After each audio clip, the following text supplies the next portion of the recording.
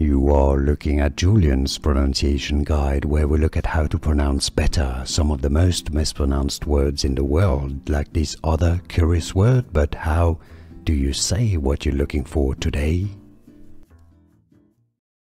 Let's learn how to pronounce this phrase from French, meaning the egg. L'œuf is how it's said, so œuf is egg.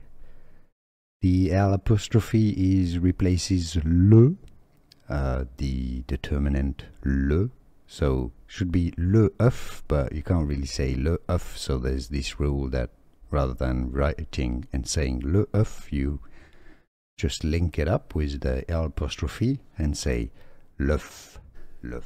Here are more videos on how to pronounce more confusing words and names too many mispronounced. Like this video if you found it useful. I appreciate your support. I'll see you soon and thanks for watching.